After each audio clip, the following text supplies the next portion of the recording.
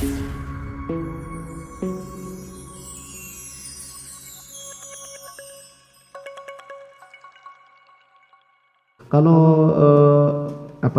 saran dari murid-murid Syekh Samenudi, oke, Jazariyah ini itu kunci pertama yang perlu kita hafalkan, kata beliau itu. Tapi sebagai mutammimah, At-Tuhfah As-Samenudiyah ini Masya Allah ini membahas tentang ikhtilaf-ikhtilaf di dalam bacaan itu, Ustaz, dengan Tuhfah As-Samenudiyah. Lengkap sekali, Ustaz, bahasanya, berisi sekitar 274 bait ya kalau tidak salah. Jadi itu kita perujukan. Memang awal-awal kita nggak paham, Ustaz, tapi setelah hafal, Masya Allah, Allah buka dengan banyak daras, dengan banyak mengkaji, mendengarkan, bertanya kepada murid-murid Syekh Ibrahim Samenudi langsung. Banyak yang mensyarah kitab itu, tapi kata muridnya itu, kata Syekh Abdullah Jarullah, belum ada syarah yang langsung dari muridnya Syekh Ibrahim As-Samenudi. Jadi masih bersifat kajian dan masih ditulis itu tentang syarah-syarahnya. Ada terjemahnya, Ustaz Ihsan Ufik itu menterjemah Tuhfah ini, tetapi yang berkaitan dengan hadr, tadwir dan tahqiq itu lagi-lagi ada perbedaan, Ustaz. Jadi memang seperti kita ketahui bersama bahwa tadwir, hadr dan tahqiq ini sudah diklasifikasikan oleh para ulama terdahulu, dan itu jelas. Tadwir sebagaimana kita pahami tetap agak cepat, sedang, hadr cepat, tahqiq ya pelan, yang paling pelan. Sekarang yang jadi bahasan, ada Syekh Ibrahim Al-Akhdar termasuk yang menolak tamaman semuanya, 3 klasifikasi itu. Belum ada ditemukan itu ya, lagi-lagi ya kita kalau melihat ulama Saudi yang asli itu memang saklek, kan. Jadi belum ada ditemukan di dalam Al-Quran dan hadis tentang tadwir, hadr dan tahqiq. Semuanya martabat tartil, kata beliau. Ditolak habis-habisan. Kalau kita di Makori itu betul, kalau ngaji sama Syekh Ibrahim Akhdar harus tahqiq. Bismillahirrahmanirrahim, seperti itu. Makanya kalau ngikut aliran ini untuk dapat sanad berapa tahun itu, Ustaz. Mengklaim saya dapat sanad ini itu perlu. Jadi Syekh Ibrahim Al-Akhdar. Jadi beliau menolak 100% itu 3 klasifikasi. Kata beliau merujuk kepada perkataan Imam Nafi', wa mal hadr, apa sih hadr itu? Bismillahirrahmanirrahim, alhamdulillah. Sefasih apa kita, kata beliau. Orang Arab aja belum tentu bisa membaca dengan fasih seperti yang dipraktekin selama ini, kata beliau. Tetapi ada yang jadi penengah. Tidak menolak 100% apa yang disampaikan oleh ulama terdahulu, juga tidak menerima 100% apa yang disampaikan Syekh Ibrahim Al-Akhdar. Itu yang mengambil jalan tengah itu murid beliau itu. Murid Syekh Ibrahim Al-Akhdar juga murid dari kibarul muqrin yang lain. Kata beliau, saya mendengar dari Syekh Ibrahim As-Samenudi, memang ada hadr, ada tadwir, ada tahqiq. Apa itu hadr? Wa qila wassit in tudawwir wa atil muhaqqiqan waqsud bihadr. Yani tadwir itu bagi seorang qari yang membaca dengan riwayat yang membaca panjang mad munfasil 4 harkat atau 5 harkat. Hadr yakni yang membaca dengan qasrul munfasil, dan tahqiq yang membaca dengan tul wa atil muhaqqiqan. Itu ambil jalan tengahnya. Karena merujuk kepada ini, melihat realita di lapangan, betapa banyaknya orang membaca hadr itu sudah menyimpang, seperti itu. Bismillahirrahmanirrahim, alhamdulillah. Karena orderan dari jam 7 kudu hatam jam 1, 7 jam. Karena orderan itu kan bahaya juga sebenarnya, tetapi 10 menit. Jadi Itu jalan tengahnya kata beliau. Itu yang saya dapatkan dari Syekh Ibrahim As-Samanudi. Jadi tidak menolak 100%, tapi tidak menerima juga yang langsung mendegradasi kaum ulama yang dahulu, itu seperti itu. Dan yang terakhir apa namanya, manfaat dari husnul ada itu sendiri. Tentu yang seperti kita sampaikan bahwa qari dan sami' bisa lebih mudah mentadabburi apa namanya, isi kandungan ayat, dimulai dari cara membacanya. Tentu untuk tafsirnya nanti tetap kita harus merujuk kepada kitab-kitab tafsir, tetapi dimulai dari cara membaca, seseorang akan bisa menggambarkan makna itu sendiri. Kemudian ini yang kita praktekin di bukan promosi ya, bukan promosi. Saya praktekin di anak-anak di tempat saya. Kebetulan ada sebagian yang kemarin ikut tes, Ustaz, ikut tes, tapi memang suaranya semuanya pas-pasan. Suara dari anak-anak yang tinggal di rumah saya pas-pasan semua. Bahkan ada yang falesnya ampun-ampun. Ibaratnya kalau dia berlagu, zaman dia belum belajar ada ini, harus minum paracetamol, Ustaz. Gitu, ibaratnya gitu. Tapi setelah disampaikan dengan ilmu adat ini, rupanya yang bagus suaranya dia makin bagus, makin indah, apalagi punya bekal ilmu maqamat, ilmu lagu yang nagom tadi itu. Yang enggak bagus, yang falesnya ampun-ampun, dia bagus bacanya, rapi. Itu udah terbukti. Baik yang anak baru dan yang lama. Kalau anak baru masuk, saya suruh mentoring sama yang udah senior. Ramadhani Nasution kemarin ikut ini, cuman dia memang suaranya pas-pasan banget gitu. Itu yang kedua. Yang ketiga, tentu bagi yang sudah belajar ada ini, nampak bahwa membaca Al-Quran betul-betul tidak membosankan. Betul-betul tidak membosankan. Ini karena itu tadi menggambarkan makna dengan jelas. Dan ini banyak diterapkan di event-event MHQ internasional, khususnya di negara-negara Arab.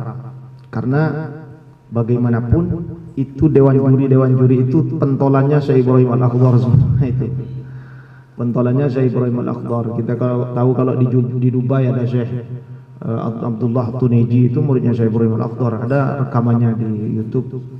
Dan kemarin kejadian pas utusan Indonesia dikirim ke Dubai, koordinator Dewan Hakimnya itu Syekh Abdullah Al-Jarrah.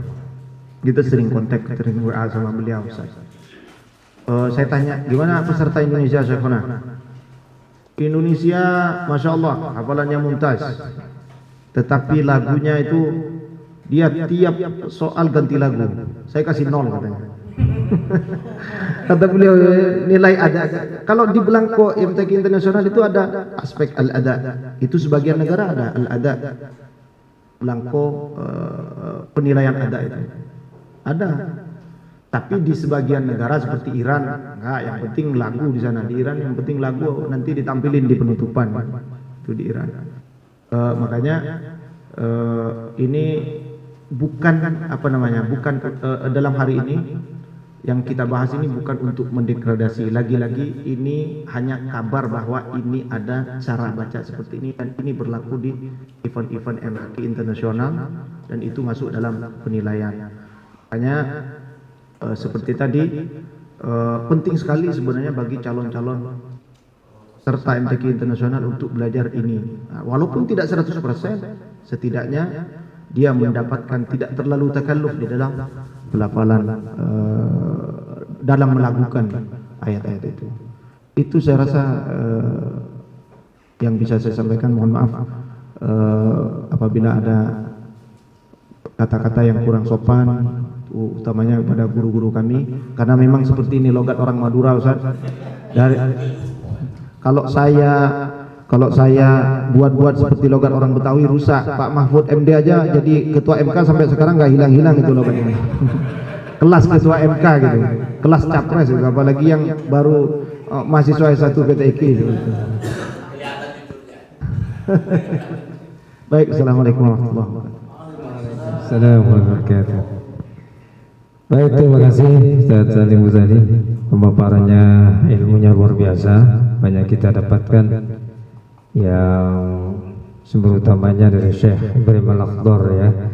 Kita juga pernah dulu itu menjadi muridnya Syekh Ibrahim Al-Akhdar itu Ustaz Muhyiddin tahun berapa itu? 2008 ya? Yang 2008 di Pondok Gede itu. Waktu itu kebetulan saya dipilih jadi Dewan Hakim final itu sama Ustaz Rusdi Kinan. Gak tahu itu, mungkin Ustaz Muhyiddin kali yang merekomendasikan itu. Gak tahu-tahu saya sama Ustaz Rusdi sama Syekh Ibrahim Ad-Dawsari. Nah, kebetulan waktu itu sama-sama Syekh Ibrahim juga. Satunya Al-Akhdar, satunya Ad-Dawsari. Nah, ini kita punya waktu yang sangat sedikit sebetulnya kalau bicara mengenai banyak hal, terutama Al-Quran ini, maka kita akan berusaha untuk membagi-bagi, mungkin juga berusaha untuk ikhtisar. Itu Ustaz Ilhamuddin Qasim yang sudah banyak baik teori maupun pengalaman yang luar biasa, nanti kita minta juga Ustaz Khatib. Jadi tentang wakaf sedikit saja saya ulas lagi bahwa wakaf ini bukan wakaf alal umum ya, tapi khas fi al waqfu aula. Itu yang saya permasalahkan sebetulnya. Ada itu ya, apa namanya? Bukan proyektornya ini. Jadi khusus khas fi al waqfu aula. Itu aja sebetulnya. Nah, mungkin kalau dalam segi memberikan tanda wakaf ibtida itu secara umum mengikuti Syekh siapa tadi itu? As-Sajawandi Indonesia itu. Tetapi secara nggak nyampe ya? Oh iya. Saya lihat bahwa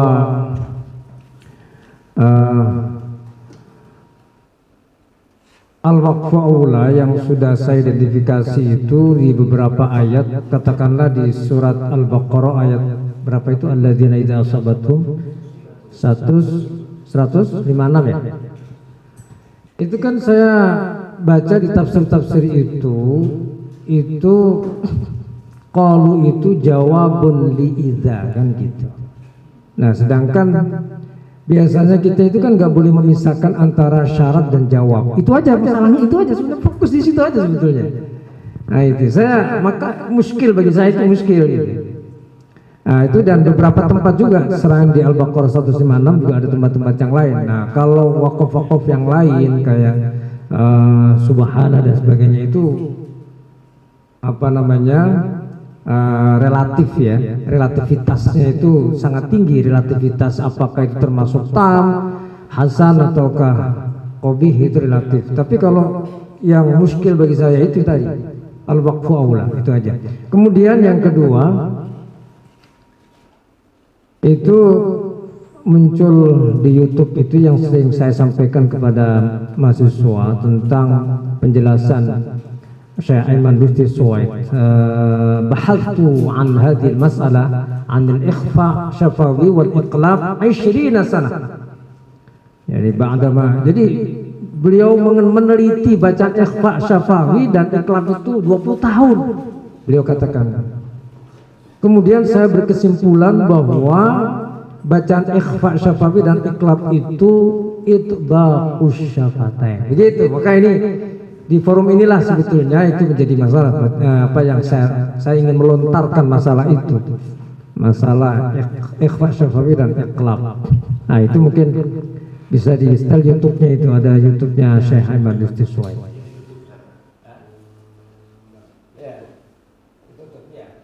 Itbaq kan? Ya. Tarmihim ya langsung itbaqus syafatan kan, bukan tarmihim, bukan mim ba'di, bukan begitu, tapi langsung mim ba'di. Itu kan? Nah itu yang kelihatannya Ustaz Muhsin tidak seperti itu. Kalau Ustaz Muhsin, kalau Ustaz Muhsin bi furjati syafatain. Karena kenapa bi furjati syafatain? Karena mim mukhfa tadi itu. Mimnya mim mukhfa. Nah, kajian mim mukhfa itu seperti apa sehingga membacanya kemudian di furjati syafatain. Nah, kalau ada sedikit ta'akulinya, kalau Syekh Aiman di Suwaid itu ada sedikit ta'akuli, rasionalisasi. Nggak mungkin dong masa nun mati ketemu ba, masa bifurjati syafatain, apalagi mim mati ketemu ba, masa bifurjati syafatain. Itu kan, itu beliau katakan bahatu an hadhihi masalah 20 sana ya, hatta itu. Jadi nah, kemudian mengambil kesimpulan seperti saya kira itu. Selanjutnya Ustaz Agus Turkoy mungkin ikhtisar ya, nanti setelah itu nanti mungkin Ustaz Ahmad Khotib dan Ustaz Ilham dulu nanti Ustaz ya.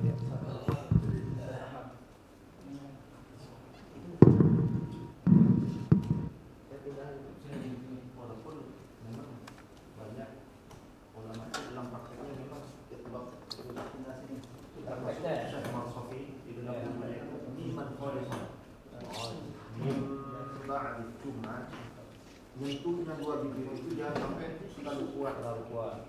Jadi ibaratnya kalau kertas ditaruh di antara bibir seperti itu, ukuran ujungnya ditutup, cuman pelan. Ada yang mengatakan ini Syekh Abdullah Jarum, murid Syekh Abdul Akbar mengatakan bahwa istilah hujah itu sebenarnya datang baru-baru ini. Baru-baru ini dalam arti ada seorang mukri'in datang kepada ke Mesir, kemudian membawa isu hujah ya Ustaz, membawa isu hujah. Artinya kalam itbaq itu, kalam tentang itbaq ini dia lebih qadim daripada yang furjah. Mim ba'di itu yang lebih lama, artinya qaul qadimnya itu seperti itu Ustaz. Yang furjah itu sebenarnya ada ulama, kalau tidak salah sampai beliau nyebut nama itu Syekh Said Amir Utsman, itu yang membawa furjah itu ke Mesir. Makanya dijadikan rujukan oleh sebagian qurra bahwa membaca iqlab dan ifa syarah itu dengan furjah. Walaupun tidak semuanya. Enggak, iya dibuka sedikit itu kata Syekh Said Amir Utsman, kata ada yang menjawab seperti itu. Walaupun cerita ini belum saya pernah baca di dalam literatur, cuma saya pernah mendengarkan dari Syekh Abdullah Al-Jarullah, murid dari Syekh Tamim Az-Zu'bi. Syekh Tamim Az-Zu'bi ini murid dari Syekh Said Amir Utsman itu. Beliau yang membawa isu furjah ini katanya. Ya, silakan.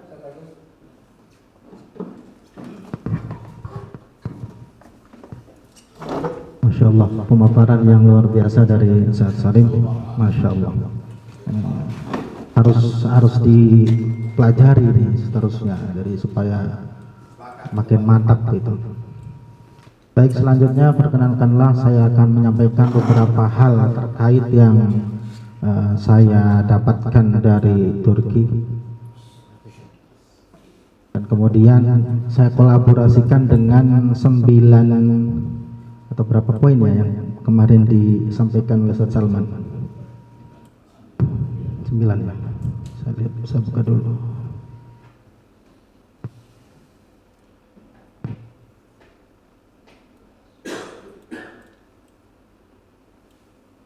Oke. Pertama, banyaknya bacaan dari ulama Al-Quran yang cenderung tidak konsisten dalam hal waqaf wal ibtida. Memang ada budaya menghafal atau membaca yang misalkan mengikuti yang pakai lagu sering di setelah apa itu ya, saya siapa itu agak lupa namanya. Biasanya sering wakaf di min, sering wakaf di, bukan yang sering di, bukan, belum Misari siapa yang terkenal itu, bukan. Bismillahirrahmanirrahim, siapa itu namanya, lupa saya. Al-Ghomidi, betul, Al-Ghomidi, dan itu sering dipakai sebagai rujukan. Akhirnya kamu patokannya dari mana? Ditanya, jawabnya saya patokannya dari mendengar itu tadi, murattal dari syekh yang sudah ternama. Itu mestinya memang harus.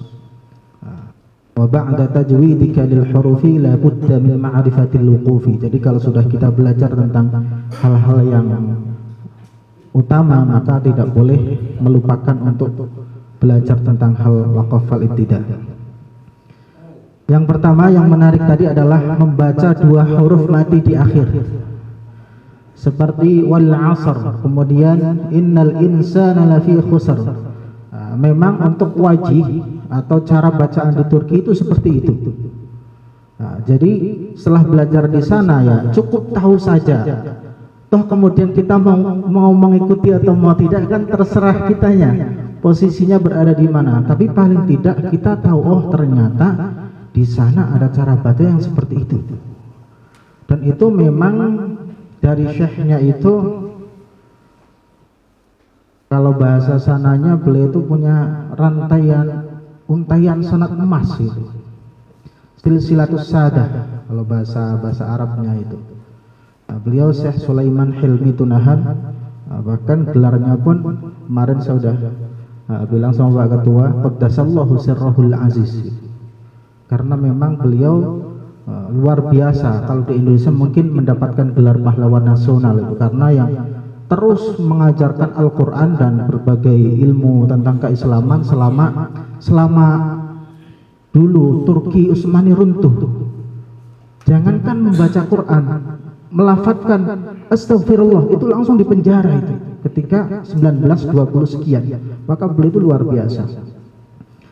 Dan pertama kali ketika pembukaan itu ada yang membaca lillahi ma fis samawati wa ma fil. Membaca Arabnya bagi saya itu aneh. Lillahi ma fis samawati wa ma fil ardh. Tapi ternyata semua syekh yang ngajar membacanya seperti itu. Termasuk di situ sudah saya tuliskan berbeda dalam membaca huruf dot. Dot kalau kita lebih cenderung lebih condong ke to, walau do. Kalau sana dotnya itu condong ke do. Ghairil maghdubi alaihim waladhdha. Seperti itu. Ternyata setelah habis daras, saya masuk ke ruangan pengajar, saya tanya, itu ada kaitannya dengan perbedaan madhab. Kalau madhab Hanafi membaca dotnya seperti itu, kemudian kalau madhab Syafi'i memang membaca dotnya seperti itu. Dan itu berlaku untuk semua kata di akhir yang dua huruf mati. Wal 'asr innal insana lafi khusr. Seperti itu. Jedanya tidak terlalu lama. Tapi ada memang enggak terlalu cepat, khusr. Kemudian saya juga berpikir kenapa kok bisa begitu? Mungkin kita juga harus membandingkan ketika kita membaca lafal Bilqis, kan bukan Bilqis. Walillahil hamd. Kemudian misalkan wa aklihimus suht, bukan wa aklihimus suht.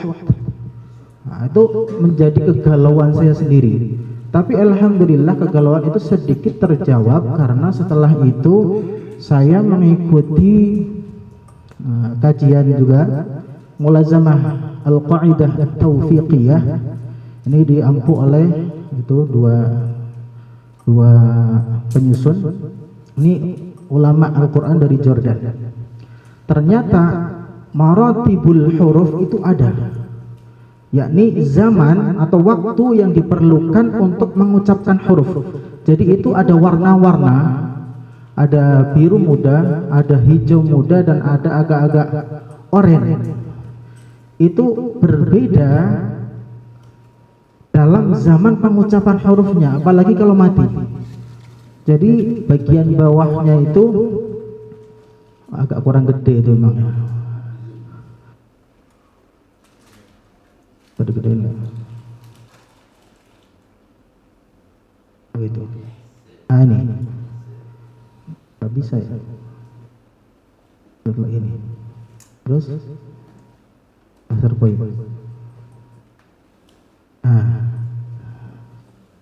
Jadi ada perbedaan waktu ketika mau mengucapkan huruf yang sukun.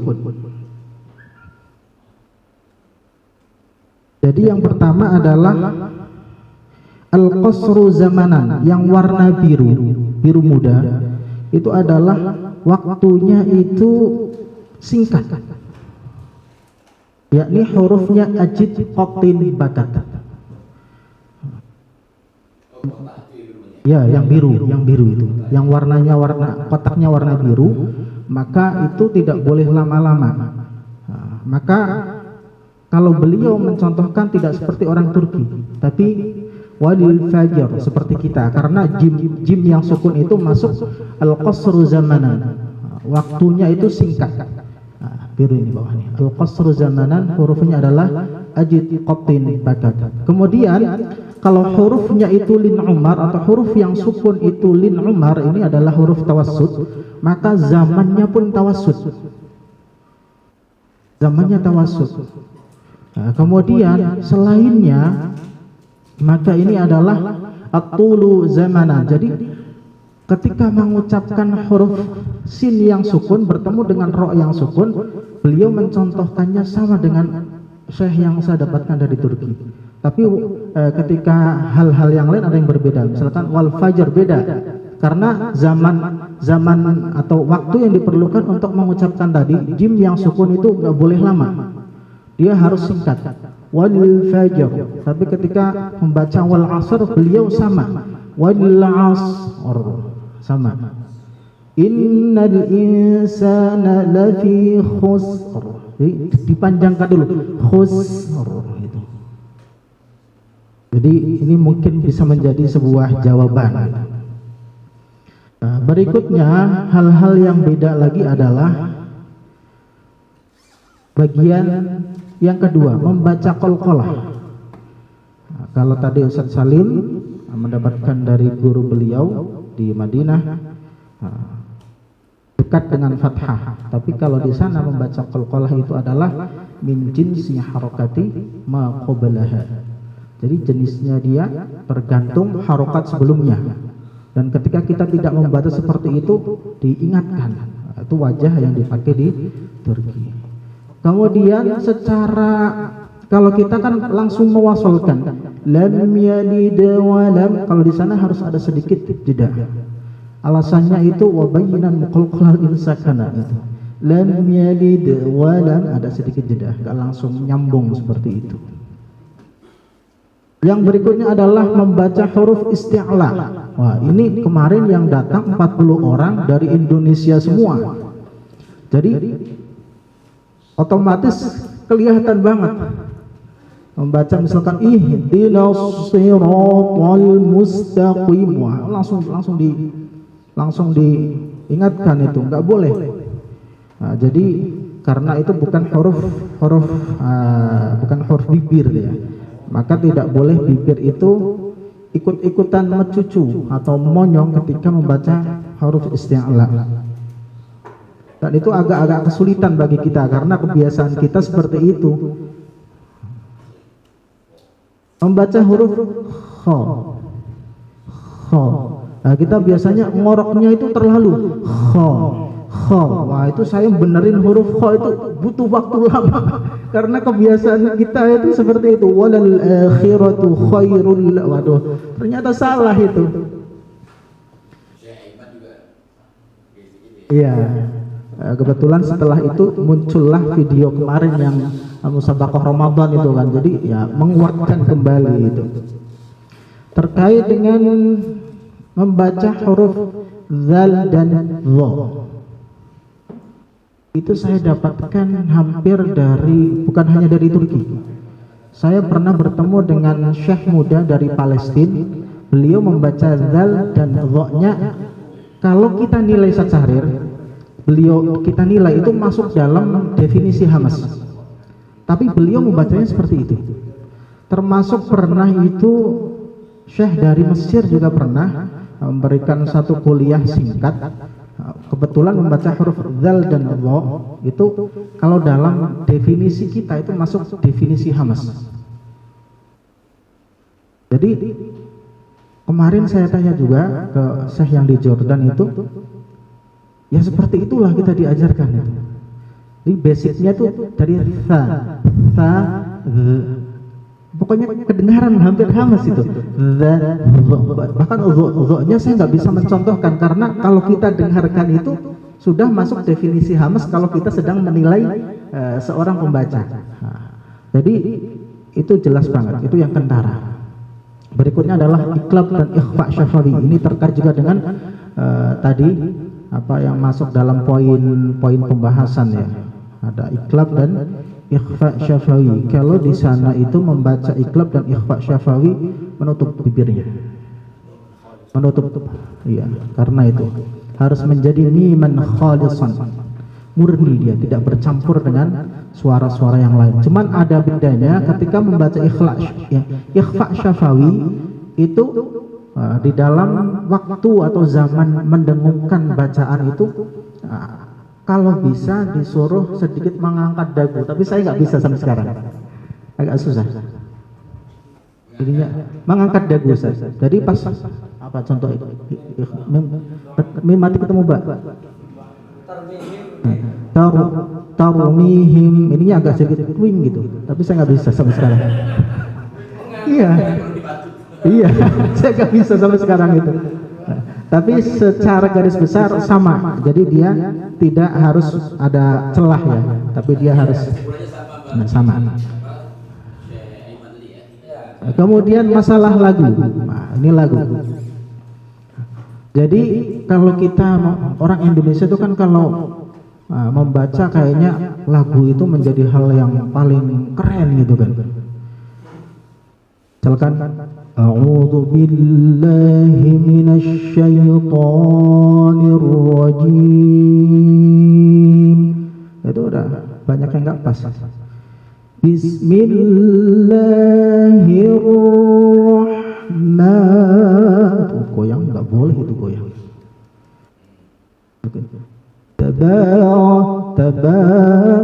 Kadang ditambahkan gitu kan.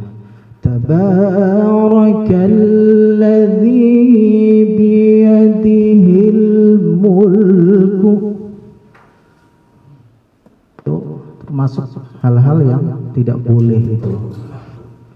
Tidak boleh guang-guang suara walaupun iman. Iya. Jadi kalau saya di sana mencontohkannya itu boleh memanjangkan itu hanya ketika misalkan di bacaan mat-mat yang memang panjang lebih dari mat tabi'i atau di mat arid sukun. Kalau baca nggak boleh dikreditkan gitu ya? Nggak boleh. Maka pas kebetulan pas apa namanya dars An-Nagham itu yang ngajar itu sering ke Indonesia, maka sering kamu kenal lagunya Habib Syah itu kan, Busyara lana, itu haram itu di sana itu. Illal munazzalan ala, itu wah nggak boleh itu. Apalagi kalau lagi selaman banyak tuh. Terkait dengan seberapa banyak porsi boleh menggunakan lagu, ya memang boleh. Paling tidak ada itu dua bait ya, dua bait tambahan di matan Jazari yang saya dapatkan di Turki. Wa yuqra'ul Qur'anu bit tahqiqi ma hadrin wa tadwirin wa kullu muttaba' ma husni sauti. Itu ma husni sauti biluhunil arabi, itu tambahannya di situ aja. Kalau yang lain ya masih harus tadi tajwidnya adalah jenderal, kemudian lagunya itu kopral. Mujawwadan murattalan bil arabi, Allah mujawwidan murattilan bil arabi. Kemudian masalah apa lagi yang belum? Kalau untuk membaca ta'awud, saya diajarkan di sana persis dengan yang dibacakan oleh Ustaz Salim. Ta'awudnya a'udzu billahi minasy syaithanir rajim, sama persis. Ya. Banyak itu, maka katanya harus belajar sendiri. Sama saya. Patokan-patokannya terkait dengan kepahaman seseorang terkait dengan makna. Ya, betul tadi harus disesuaikan lagu dengan ayat-ayat yang sedang dibaca.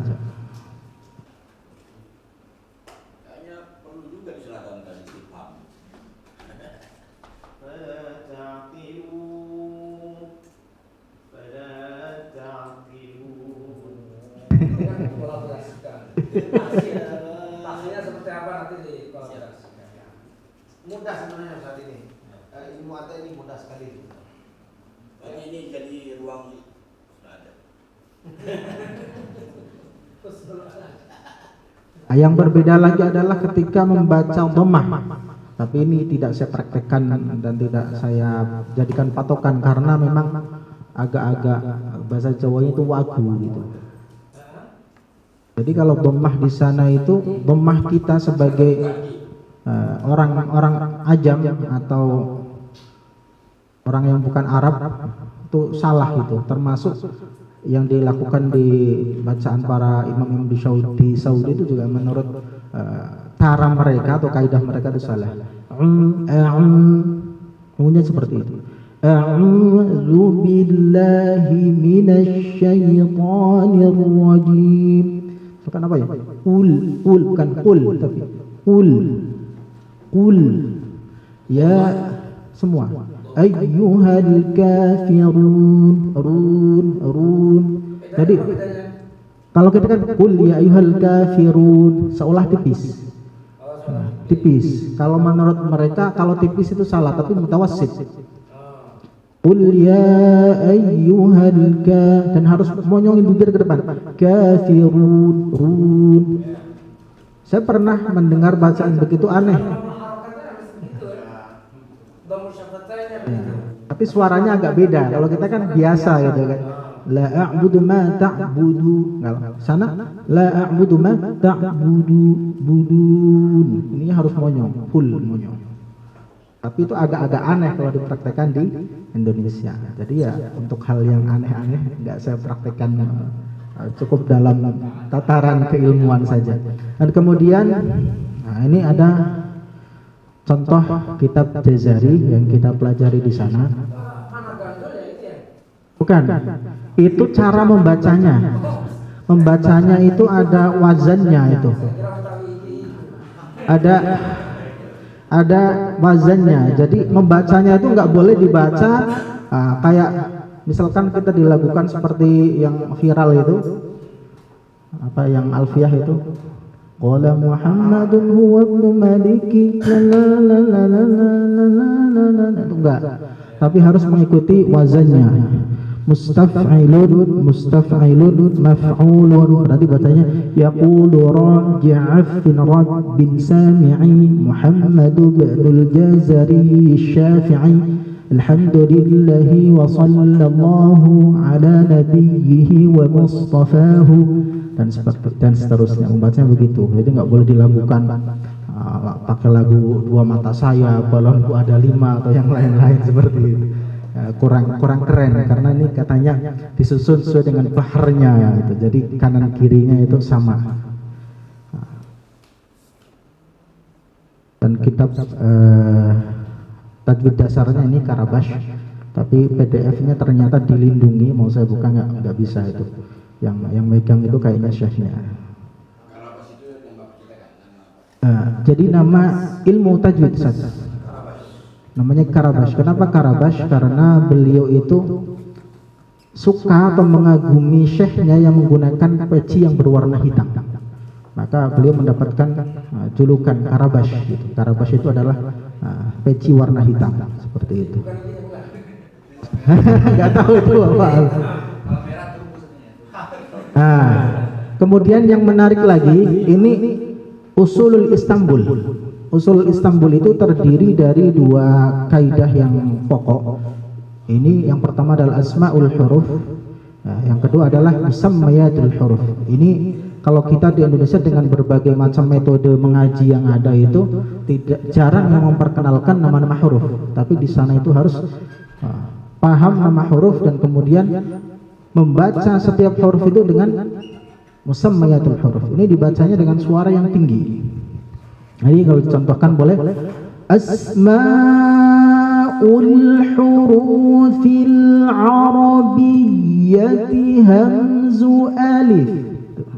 Kemudian dibaca satu-satu. Ba ta tha jim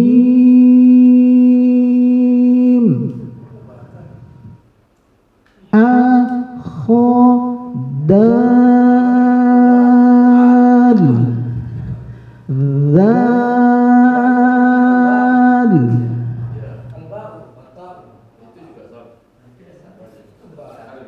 bata.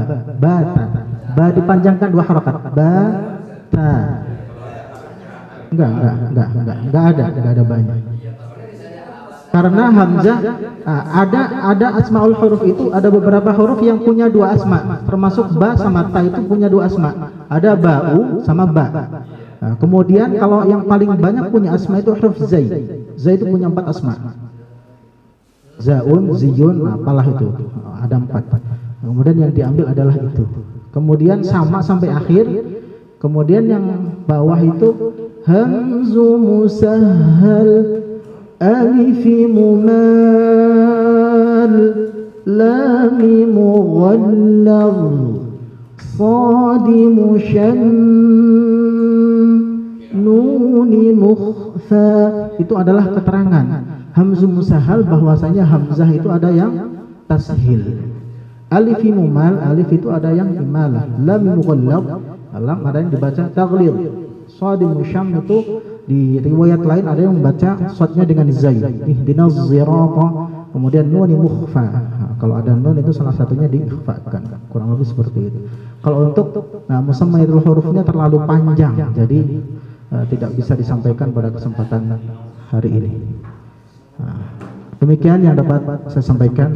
Mohon kalau ada tanggapan dipersilahkan. Terima kasih. Assalamualaikum warahmatullahi wabarakatuh.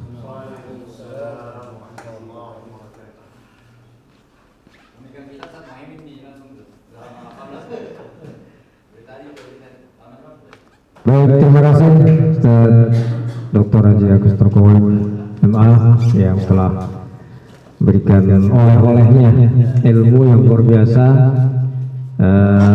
setidaknya memberikan wawasan kepada kita betapa cara membaca Al-Quran dengan berbagai macam metode pendekatan, metode dari Turki yang ada beberapa hal yang bisa dianggap berbeda, tapi itulah khazanah bagi kita.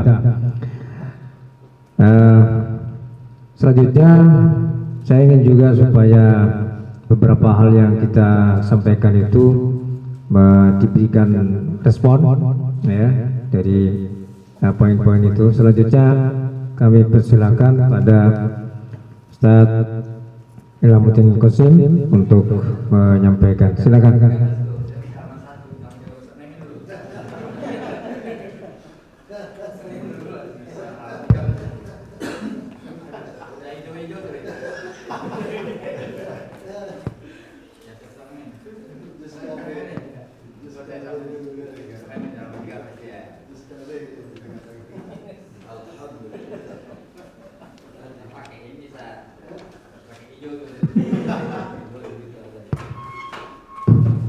Bismillahirrahmanirrahim.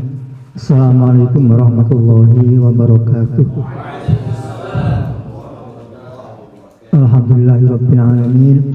Wassalatu wassalamu ala asyrofil anbiya wal mursalin sayyidina habibina wa syafi'ina wa maulana Muhammadin sallallahu alaihi wasallam wa ala alihi wasallam.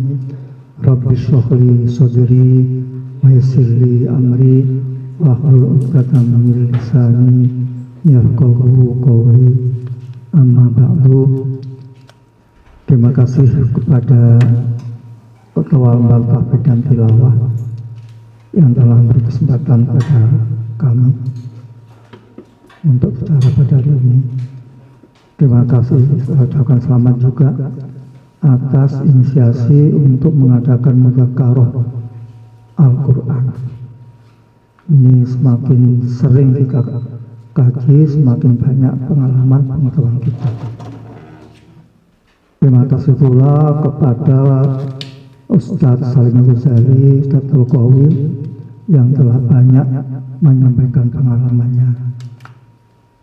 Untuk saya betul-betul ini menambah pengetahuan bagi saya, menambah ilmu bagi saya, dan banyak ilmu baru dari beliau berdua ini. Jadi menjadi khazanah keilmuan. Kemudian karena saya banyak mustami', saya hanya memberi komentar saja, tidak memberi masukan-masukan.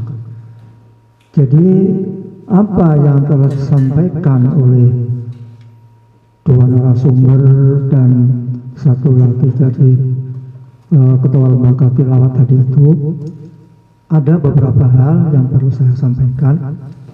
Pertama, masalah al-waqfu wal ibtida. Al-waqfu wal ibtida ini memang ada perbedaan antara mushaf Madinah dengan mushaf Indonesia. Kemudian terkait dengan tanda rumus al-waqfu tidak, ini juga berbeda. Ini sekaligus mengkritisi apa yang disampaikan oleh Ketua Lembaga Tabligh Tilawah tadi itu. Pertama, contohnya dulu, sebelum saya masuk tentang wal fajri, wal asri, dan seterusnya. Perbedaan mushaf Saudi, wabil khusus Madinah dengan Indonesia, itu ada pengaruh terhadap makna.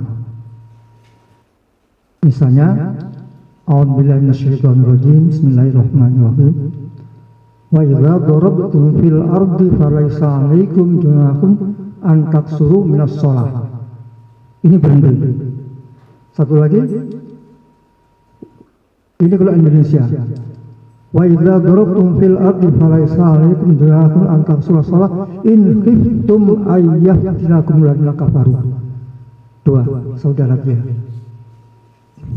Khatamallahu 'ala qulubihim wa 'ala sam'ihim wa 'ala absarihim. Beda antara Indonesia dan Saudi. Wal absarihim bisyawah. Kalau Indonesia, khatamallahu 'ala qulubihim wa 'ala sam'ihim wa absarihim. Semua terkunci. Tapi kalau Saudi Arabia, khatamallahu 'ala qulubihim wa 'ala sam'ihim, yang dikunci hanya dua saja. Wa 'ala sam'ihim khabar muqaddam bisyawah. Nah, terkait dengan idza darabtum fil ardi falaysa 'alaikum junahun an taksuru shalah. Apabila kalian itu menampakkan bumi, kakinya di bumi, artinya bepergian kemana saja, boleh mengqashar. Ada apa? Dari Lebak Bulus ke Istiqlal, berangkat dari Istiqlal sebelum asar sampai ke sini sudah sisa Isya, nah itu boleh diqashar. Tapi kalau wakufnya in khiftum ayyaftilakum alladziina kafaru, kalau tidak ada fitnah, nggak ada lawan, nggak takut musuh, nggak takut ditembak, nggak ada peperangan, maka tidak boleh jamak, tidak boleh qashar. Ini perbedaan al-waqfu wal ibtida. Nah, perbedaan al-waqfu wal ibtida ini berpengaruh terhadap jamaah haji yang ada di Arafah. Orang pergi haji itu antrinya 10 tahun mengumpulkan uang dari pertanian, dari congkeh, dari jualan. Di Arafah itu nggak boleh al-fusuqa wal jidal, tidak boleh berdebat. Tapi ribut. Anda tidak boleh menjamak sholat di sini karena nggak ada peperangan. Ustadz yang satu harus dijamak qashar. Nah, karena perbedaan al-waqfu tadi itu. Karena mereka itu berdebat, akhirnya batal ibadah hajinya. Ini akibat tidak bisa memahami al-waqfu wal ibtida. Jadi sangat besar pengaruhnya al-waqfu wal ibtida. Satu itu. Yang kedua, apa yang disampaikan oleh Ketua Lembaga Tabligh dan Tilawah tadi terkait dengan rumus sekolah kif aula. Ini nanti akan disempurnakan oleh Man Khatib tentang al-waqfu wal ibtida kif aula. Sebenarnya tanda wakaf mushaf Indonesia itu sudah disempurnakan, sudah disesuaikan.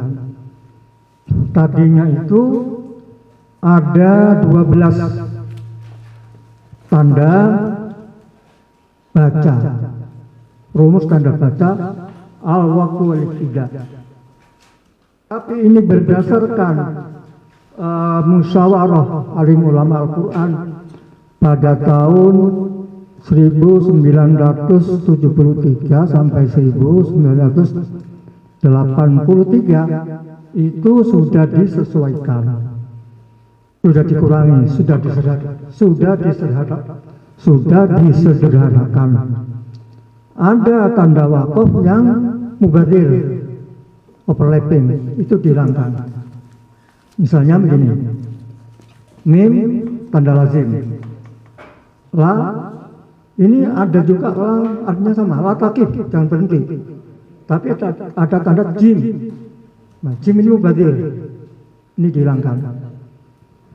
Kemudian ada tanda lagi, sod, zain, kof, ini banyak yang overlapping. Sod itu diganti, itu dihilangkan menjadi sola, sil aula. Kof dihilangkan menjadi kola, kif aula. Kemudian to, kaf itu mubadir, overlapping.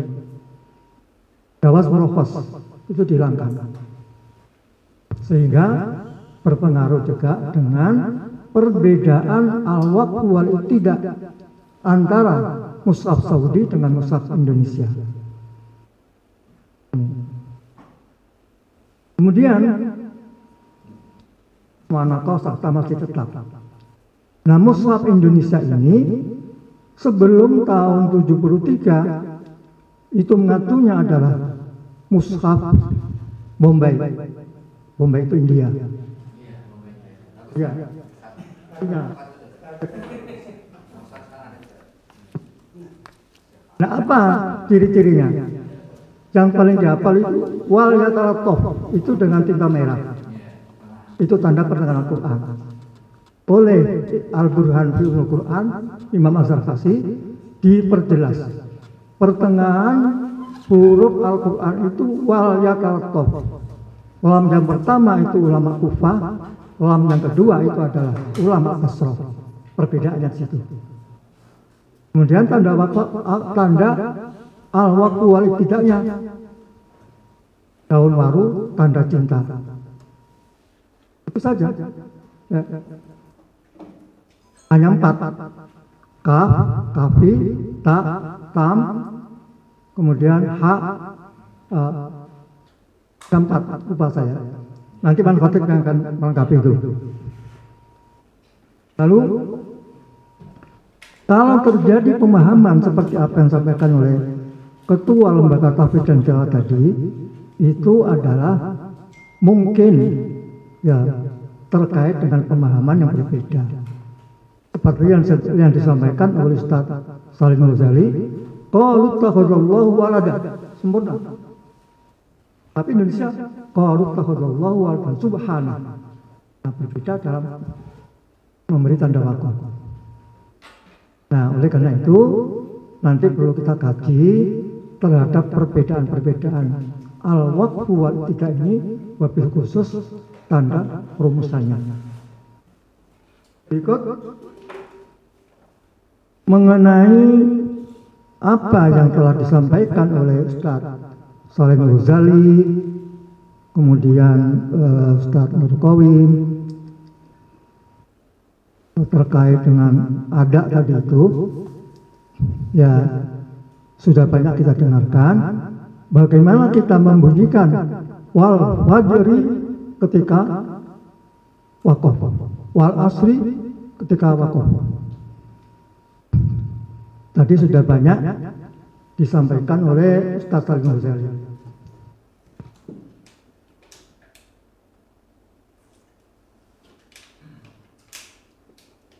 Tapi di sini saya akan menyampaikan bagaimana komentar dari Syekh Manarul Huda, Syekh Ahmad Muhammad bin Abdul Karim Al-Asmuni dalam kitab Manarul Huda. Komentarnya, urgensi dari al-waqf wal ibtida itu apa? Pertama kita membaca wal fajri Kata beliau, itu apa tujuannya? Wal fajr belum mempunyai makna, demi waktu fajar. Dari sisi wakaf belum mempunyai arti. Padahal kata Pak Kiai Abdul Rahim tadi itu al-wakaf 3 itu mubtada khabar, fa'il dan fa'il maf'ul bih, sila dan mausul harus sempurna. Ini belum ada jawaban. Sumpah. Wal fajri demi waktu fajar. Kenapa? Ngapain? Belum ada pemahaman. Dari sisi al-wakaf tidak.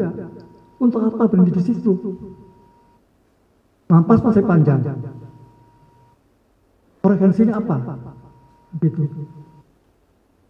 Kemudian wal fajri walayalin ashr, demi waktu fajar, walayalin ashr, pada waktu 10. Waktu 10 itu Ramadan pertama, Muharram pertama, Dzulhijjah pertama. Walayalin ashr wasyaf'i wal watr wal laili idza yasr, ketika ganjil dan genap. Kalau kita sini ganjil genap terkait dengan mobil. Mobil kalau kita mau keluar kota. Iya. Ganjil genap. Wasyaf'i wal watr. Ini rupanya diambil oleh DKI itu dari sini. Wal laili idza yasr, malam lewat. Kenapa? Kan belum ada jawaban. Menurut kajian di sini dari sisi wakaf, untuk apa? Kan belum sempurna. Gitu. Maka jawabnya ini adalah jawab qasam dari ayat za'amal ladzina kafaru alla yub'atsu. Nah, kalau sampai di sana berarti wakafnya itu wakaf kafi cukup. Tapi itu masih belum mempunyai makna dari segi al-wakaf tidak. Supaya tam, maka al-wakaf tidaknya itu inna rabbaka labil mirsad. Ya. Baru tam. Itu baru tam itu pentingnya. Baik, itu komentar dari Imam Asy-Syaikh Manar Huda fi Bayan al-Wakaf tidak. Kemudian dari sisi bacaan,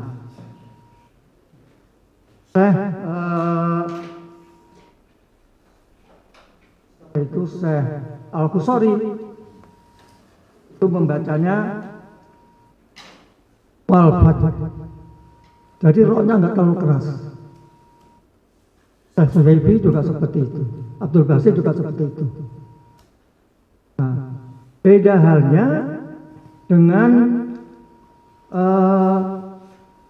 kalau kita membunyikan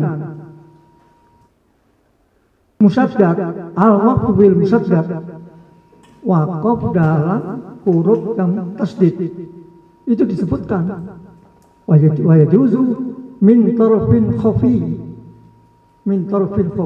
boleh disukun. Terus warabbikal shawaf sukun boleh.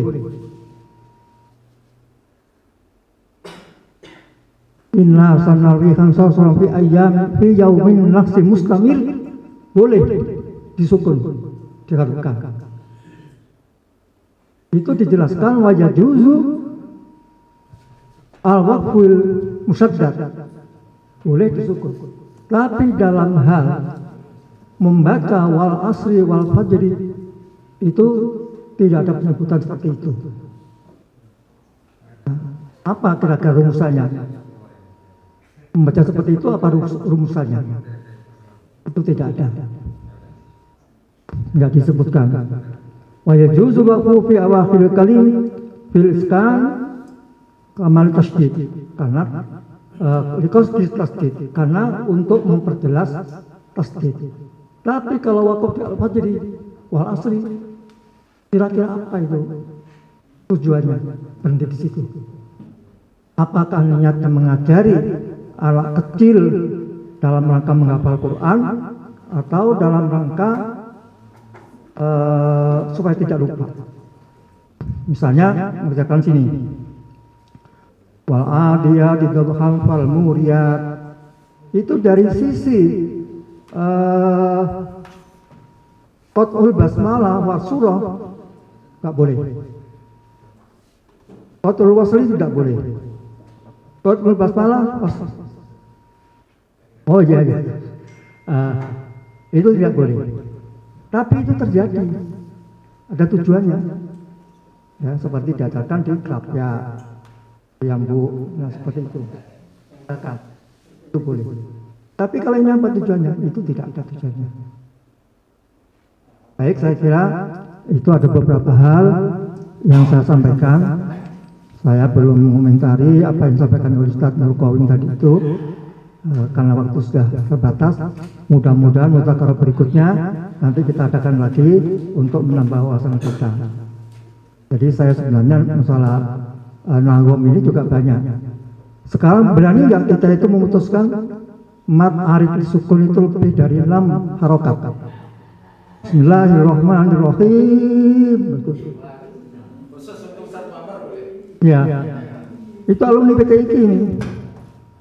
Ini tugas Ustaz Master ini yang merumuskan.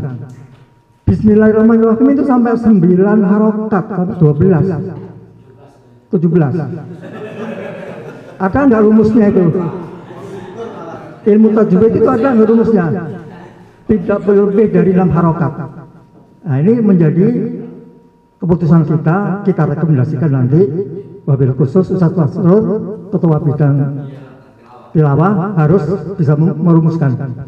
Sekian, assalamualaikum warahmatullahi wabarakatuh.